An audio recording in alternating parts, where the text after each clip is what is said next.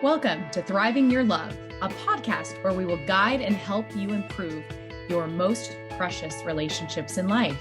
This podcast is produced and hosted by certified emotionally focused therapist Claudio Vargas Silva, licensed marriage and family therapist, and Trisha Kim Walsh, also licensed marriage and family therapist. Welcome back, viewers and listeners, to Thriving Your Love with Trisha and Claudio. And the topic we're speaking to is very personal for me, Claudio, and I would say a good percentage of my clients seek me for this specific topic, and that is cultural differences in couples. And a majority of my clients come from very rich cultural backgrounds, differences, and there's a lot of similarities, but as they date, as they choose to spend the rest of their lives together, as they choose to start a family and then actually have a family, they continue to learn what they loved and got exposure to in their family of origin can be different than what they expected would be so easy and effortless to integrate it into their relationship with their partner. And often that's what they're seeking is wanting to be understood and not wanting to betray their identity. So again, a very near and dear topic to my heart, something that I can personally relate to. My own parents are interracial, so I love this topic, Claudio. So let's dive in as soon as possible and get to some discussion around what does it mean to have cultural differences in a partnership, in a couple's relationship, Claudio? Yeah, and we don't think about that much No. before we have a relationship or before we marry, right? Right. Yeah, and in the US, where we have people from different places, it's so common that people can marry Yes. interracial and people from different places. But if we think, Trisha, I think that every person comes from a different culture because Yes. like every family have their values, Right. principles, religion or not religion. People are different and they don't realize sometimes how those differences can play out when they get together. And if they come from different cultures, then it becomes even more challenging. Like there are different expectations that they have for the other person, the way that love was expressed, right, in their family. And they think, well, if this person loves me, this person will do this or that. Then they may see that it's different, it's not what they were thinking. And then they start asking themselves, does this person really love me? Because in my family, when my mom, my dad, they loved each other, they did this or that, but this person is not doing that. And uh, Mm, maybe this mm, person doesn't love me. Maybe right. I am not important to this person. Right. And start like complaining, protesting, and getting angry because they think that the other person was supposed to know what they Right. want. Right. Yes. And Yes, that's a good point. yeah. Yeah, so they get really, let's say, frustrated, and sometimes the other person is lost and doesn't know quite well what is happening, and they realize that they are failing, but they see love and totally different. The expression of love, they see it differently because what we see is that even love can be expressed in different ways in different cultures, right? What do you do? What do you say? So there are a lot of different actions that people see as demonstrations of love. And sometimes they can be even opposite in different cultures, Trisha. Right. Yeah. So many feelings come up for me, Claudia. I picture my childhood. I picture how my parents felt so confident that because they both were spiritual, that they would find a lot of compatibility. And I think I'm going to use one example, Claudia, that comes to mind. I hope viewers are okay with me sharing this as a personal childhood memory. was the expectations of what we were going to eat every day, cuisine. And my dad, being, from South Korea, from Seoul, really had an expectation my mom would be cooking Korean food, even though my mom is white identified from the South and loves cooking and is an amazing cook, but didn't know how to cook Korean cuisine. No one had ever taught her that. So I think the expectations of disappointment my dad had was how he felt loved, which I think a lot of cultures can experience this. And we're coming up to Thanksgiving holiday soon, is how do you feel loved by food? How do you feel loved by being served? How do you feel loved by being taken care of? And my dad had an expectation that my mom would every day have a pot of rice ready to go, piping hot in the morning for him in the way that his mother did. And so when my mom didn't have that prepared, he felt very unloved and he felt very hurt. But rather than saying those things, right, Claudia, which we know as couples therapists is so integral to do, he would complain and usually be critical and say, "What were you thinking? Where's the rice? I'm expecting you to. This is part of your wife duties." And my mom, being progressive and a feminist, would find that very offensive to say, "How why do I have to be the only one to cook? Why don't you cook with me?" And I think there was also a sentimental value is, can we share this together? And he would be confused of, my mother never did that with us. She would cook for my father and cook for us, but she didn't cook with my dad. Like, men didn't cook in the kitchen. It was women who cooked in the kitchen. So I think there was just this expectation and this rigidity of, this is what we're going to do in the household, and how could we do anything different? To do something different also threatened his identity. Coming to a new country, there was already a lot of loss, and so to lose something else in his heritage made him feel like a betrayal. So these are examples that I'm giving, but I hear them a lot in my relationship with my clients too. Mm. And I was thinking, as you are describing this problem that happened between your dad and your mom, is that he might think, well, my mom, she not only cooked, but she never complained about cooking rice. Right. Yes. She was happy about doing that, Yes. but you are not happy. You seem to be upset that you Right. have to do that. So, do you love me? My Hmm. mom loved my dad because she never complained, but now I am doubting if you really love me. So, we can see how the feelings are playing out, but Mm. couples are not talking about their feelings. They are talking about the rice, the cooking, what to do, but they are not opening their hearts. They don't know what each other is feeling. But what you said, Trisha, we see like in cultures how they see these gender differences, what men and what women are supposed to do. And we can see that here in America, it has gone like people have adapted a lot already. There is not much difference anymore. But in Hmm. some countries, there are some differences, especially depending where the person comes from in that country. If the person comes from the countryside, the religion that the person has. So, like in the Latino culture, it's common that women will be the ones that will cook, that will clean the house, and Yes. some Yes. women, they do that with no complaint. They are happy to do that. They were grown in that culture. That's what they Mm. saw.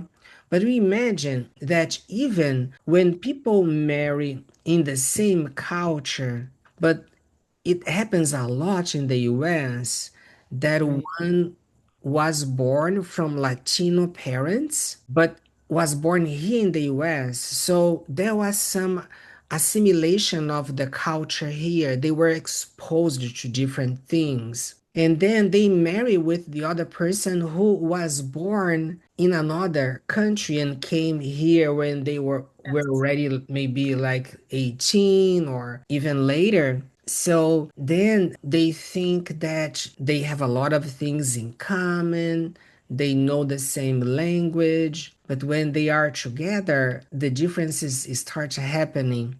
So Right. I have Right. seen like wives who resent a lot that this guy, he finishes eating and he doesn't take his dishes and put in the sink. And then she Right. says, well, what is so difficult for you to put your dishes there? And even washing, right? Like you see that the kids have eaten, they left the dishes there. You think you cannot help me doing that? We both work. We come home tired. Why am I the one to do that? And Right. you're gonna be Yeah. watching TV. Yes. So if we think it doesn't make really sense, right? Why he Yes. thinks that he has the right to watch TV and she has to be cooking and work Mhm. until late at night.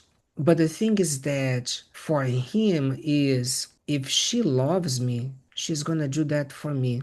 And if Yeah. she's complaining and she Mm. doesn't want to do, she doesn't love me. I'm not Right.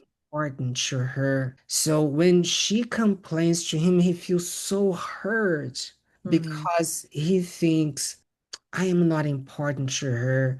I remember how my mom was so happy bringing food to my dad at the table, how they loved each other, and our family was so connected. It was such a beautiful family. And now I am with this woman who doesn't want to do this for me. She's even upset and attacking me because I am expecting that she would do that for me. So I think she doesn't love me. But she, Trisha, is also thinking Hmm. that he doesn't love her Yes. because Oh, she's wow. tired. She works as well. And then she thinks, well, he just wants to use me. He doesn't think how tired I am. He doesn't put himself in my shoes. He doesn't see my side. This seems like so easy, but it's not. And we are talking about, as you said, South Korea and your mom, South US. I am talking about Latinos, and but there are so Yes. many cultures and different, so Right. many possibilities Mhm. how these differences could play out and what people would feel, Trisha.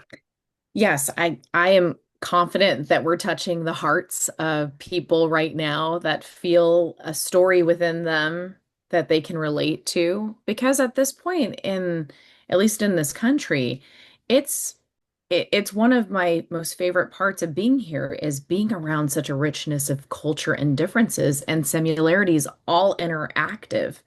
And how does a couple come to an awareness that the reason they fell in love with each other is because of those differences? And how do they take the time to understand without trying to change the other? And I do think that this is an area of great contention that happened between my parents.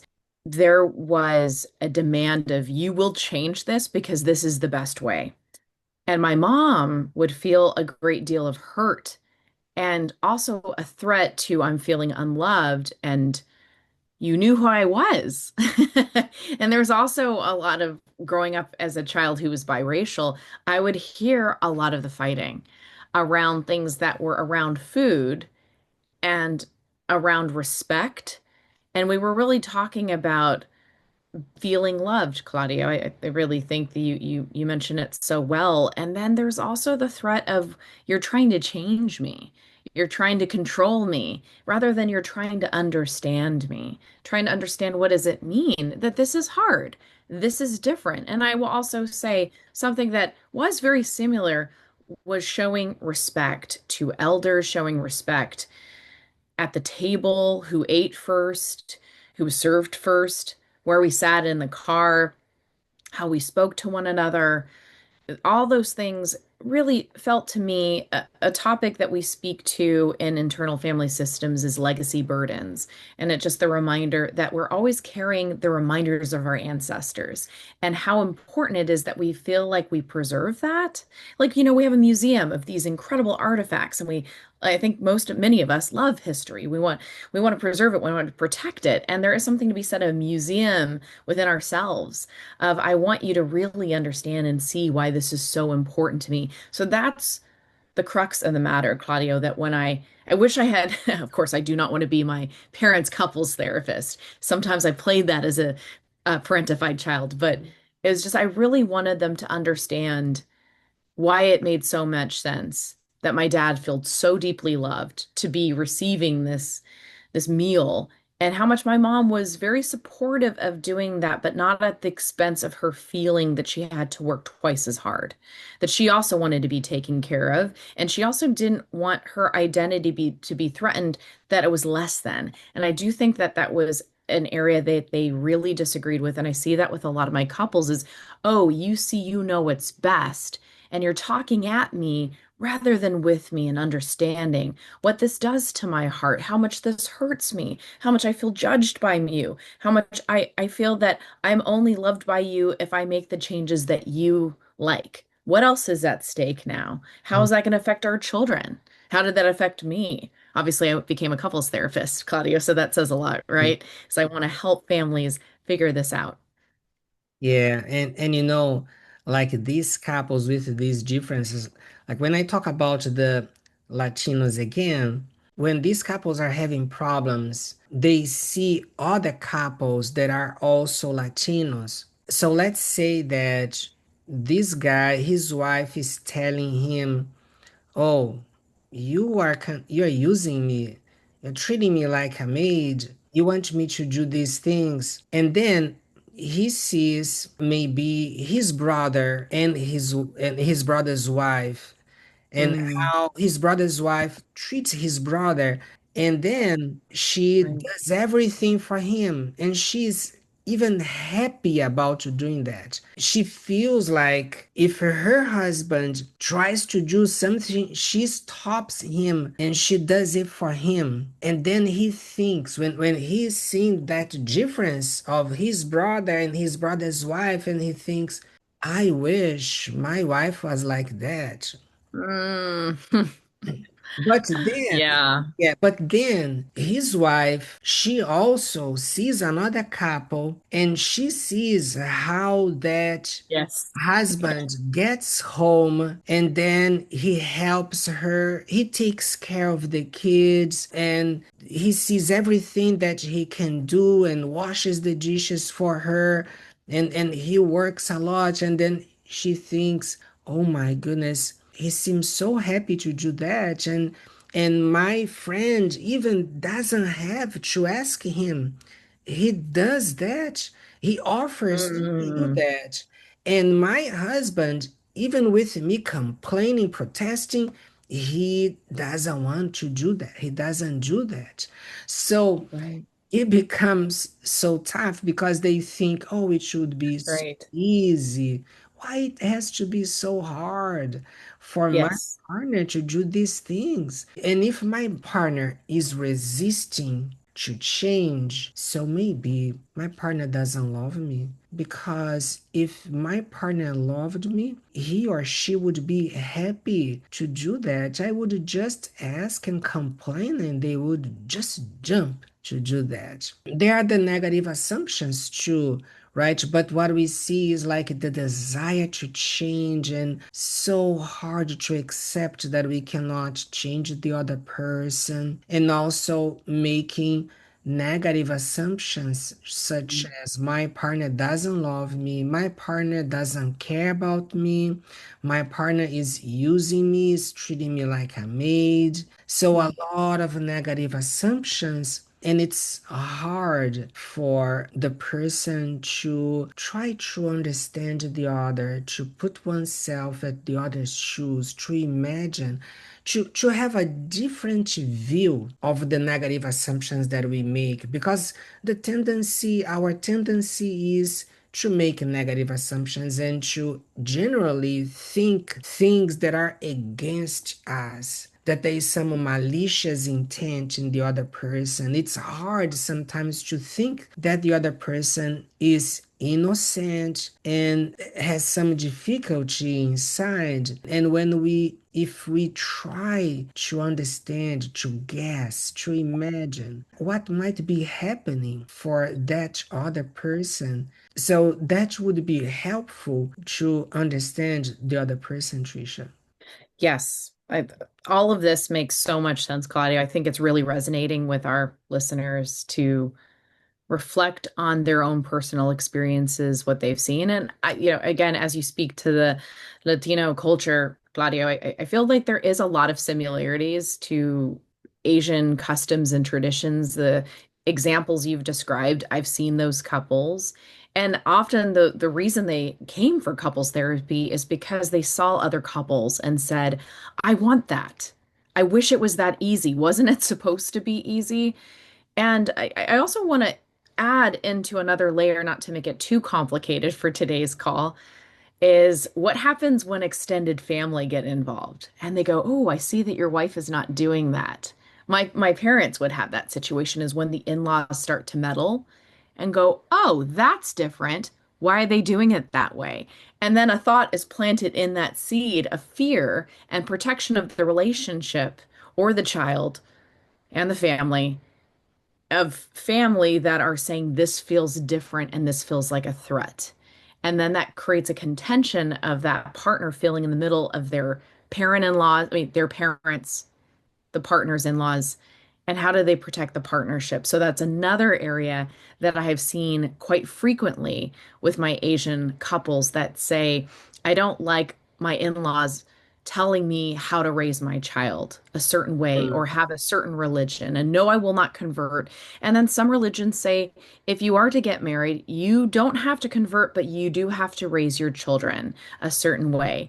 And that is the case for my husband is Catholic, as an example. And during the time of our relationship, we did talk about I am a Protestant Methodist. And even though I'm Christian, that's a different type of spirituality. And there are a lot of similarities, but we even started to see friction in our dating about the perspectives that even influence our politics. So, Claudia, you can see as I unravel this, we see we could do another part two and a part three, right? But my hope for the takeaway that I found this to be really important in the couples therapy work I do my with cultural differences in a partnership is to have great compassion and listening and willingness to be vulnerable of why is this so important to you? Rather than the lecture, let your partner be understood by listening. And that is just a remedy for life, Claudio, is like, how do we really listen rather than we just hear? Just because we are hearing doesn't mean we're really taking in. So when I see, just got off a call a moment ago with a couple that were doing this, and they're culturally very different. And I said, we really need to do something different here because what you're doing out there is not working. You're not really hearing the hurt, the pain, the guilt, the conflictions. Let's do something different because your child is very young right now, but eventually, child is going to be making differences that they're going to say is, I don't want to lose any of it. I want to be identified as all of it by getting exposure to these different ways. How do we interweave this? I believe there's a way, and I do see success of where we have a collaborative effort that differences don't have to be the threat or the end of doing it the way you used to do it. What if you did it a different way and you brought the best of both worlds? Okay, I'll pause there, Claudio, and I'd love to turn it over to you as I know we're coming to the close of our show today. Yeah, there's so much to say about this. Yes, as always. Yeah, there's a lot to say. And I think that we have to have part two and maybe part three, and we want to invite our listeners. Thank you, everyone. And if you have topics or questions or follow-ups, please reach out to us. We love learning from you as we hope you're learning from us as well. All right, take good care, everyone. And we can't wait to have you join us for part two and three of Cultural Differences for Couples. Thank you. Thank you. Thank you so much for tuning in with us today. We hope you'll join us soon again for our next episode of Thriving Your Love.